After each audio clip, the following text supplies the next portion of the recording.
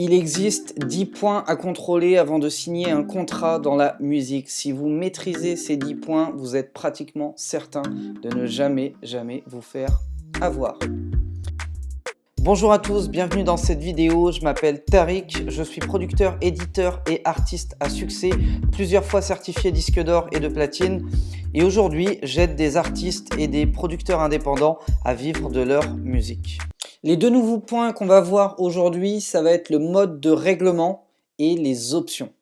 Le mode de règlement, c'est quoi? Eh bien, ça va être la manière dont vous allez pouvoir récupérer votre argent. Donc, on va distinguer deux points. Le premier, ça va être l'avance. Le deuxième, ça va être vos royalties. Alors, l'avance, il faut absolument exiger d'encaisser 100% de l'avance à la signature, le jour de la signature. Donc si jamais ça doit se faire par virement, eh bien il faut que le jour où vous signez, vous repartiez avec un ordre de virement signé et tamponné, validé par le dirigeant du label avec lequel vous signez, pour être bien certain qu'il n'y ait pas d'entourloupe. Et si jamais c'est un chèque, eh bien repartez avec le chèque le jour même. Mais il faut absolument que vous écriviez noir sur blanc à un endroit dans votre contrat que l'avance doit être réglée le jour de la signature du contrat.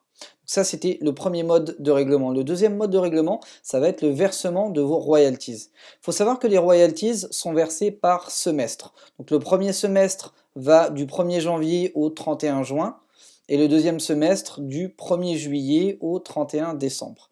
Et le truc, en tout cas moi ça m'a surpris à l'époque, pour le premier deal que j'ai signé, j'étais persuadé que, eh bien arrivé au 31 juin, je recevrais un relevé de royalties, que je pourrais envoyer ma facture et me barrer en vacances tranquille avec ma thune. Eh ben pas du tout. Ce qui se passe, c'est que dans le contrat que j'avais signé, on m'expliquait qu'en fait il y avait un délai de 90 jours entre eh bien, la fin du semestre, donc la date à partir de laquelle le label devait faire le comptage en fait, des ventes, des recettes générées, etc. Donc 3 mois de différence entre ce jour-là et le jour où je recevrai mon relevé. Donc en gros, je le recevais le 31 septembre. Donc, je pouvais commencer à facturer qu'à partir du 1er octobre.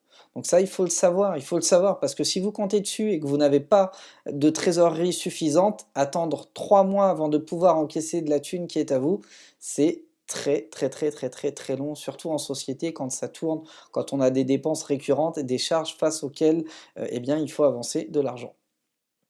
Donc dans la plupart des cas, on va vous demander 3 mois, les 90 jours. C'est pas pour vous faire chier, c'est simplement que en fonction des labels, des structures, ça peut être extrêmement long de faire le point sur toutes les redevances en fait qu'on vous doit. Donc même si c'est géré informatiquement, etc., ça peut être long. Donc c'est un délai légal qu'on retrouve dans tous les cas sur des compilations avec toutes les majors avec lesquelles j'ai travaillé, c'était 90 jours. Même les labels indés, c'est 90 jours. C'est extrêmement rare d'arriver à réduire cette durée. Et quand vous y arrivez, vous la réduisez à 60 jours. Et clairement, au bout de 60 jours, vous avez du retard. On va vous dire, bah attends, on est dessus, on te l'envoie dans 15 jours et vous arriverez quand même à 90 jours. Donc vous prenez vraiment pas la tête là-dessus, mais juste sachez-le. Sachez qu'entre la fin d'un semestre et le moment où vous recevrez votre relevé de royalties, il va se passer 3 mois.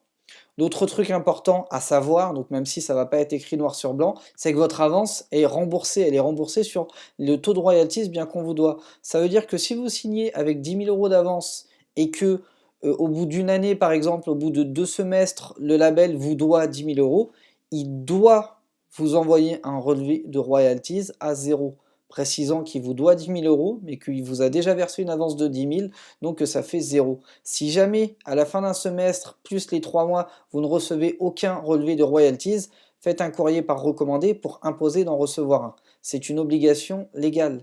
Les labels doivent vous envoyer des relevés de royalties pour vous dire où vous en êtes, même si vous êtes dans le négatif. Moi, ça fait à peu près 5 ans que je reçois un relevé dans le négatif pour un titre que j'ai signé avec une énorme avance qui n'a jamais été amortie parce que le projet n'a pas marché.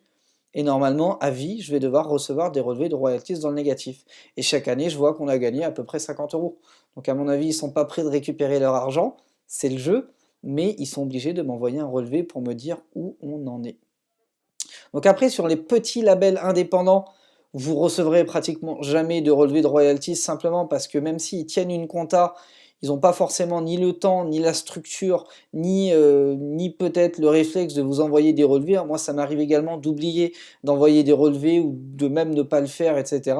Mais en principe, c'est une obligation légale parce que vous devez pouvoir demander un audit, demander à aller regarder dans les livres de compte du label avec lequel vous signez. Alors bien sûr, ça vous coûte de l'argent, beaucoup d'argent même d'ailleurs, mais voilà, ça vous permet d'avoir un contrôle à 100% sur les sommes qu'on vous doit. Donc pour résumer rapidement sur le mode de règlement, vous devez imposer de récupérer l'avance à 100% au jour de signature et vous verrez que dans les modalités de règlement, vous avez un délai de 3 mois entre la fin du premier semestre et la date où vous allez pouvoir recevoir votre relevé de royalties et envoyer une facture pour récupérer votre argent. C'est tout à fait normal. Le deuxième point qu'on va voir aujourd'hui donc dans cette vidéo, ce sont les options. Une option, c'est quoi? Eh bien, c'est qu'en fait, quand vous signez par exemple un single avec une maison de disques, eh bien, ce qui se passe, c'est qu'elle va se dire, ok, on va investir sur un clip, on va mettre en place une grosse promo, on va faire que ça pète. Si demain ça pète, ben, on n'a pas envie que le deuxième single de l'artiste soit signé chez un concurrent. On a envie de pouvoir, de continuer de le développer pour amortir notre investissement initial, ce qui est tout à fait logique. Et bien ce truc-là s'appelle une option. Ça veut dire qu'en gros, le jour où vous signez le premier single, admettons que vous récupériez une avance de 5 000 €, eh bien le label va dire, on signe le premier à 5 000, mais on met une option sur le deuxième à 5 000 également. Si bien que si jamais on veut le deuxième, vous êtes obligé de nous le faire écouter en avance, donc vous en tant qu'artiste ou producteur, vous êtes obligé de le faire écouter au label avec qui vous avez signé le premier d'avance, et ensuite lui va vous dire ok je prends et je te verse tes 5 000 €, ou non je prends pas, et vous repartez libre de tout engagement et vous pouvez le proposer à qui vous voulez.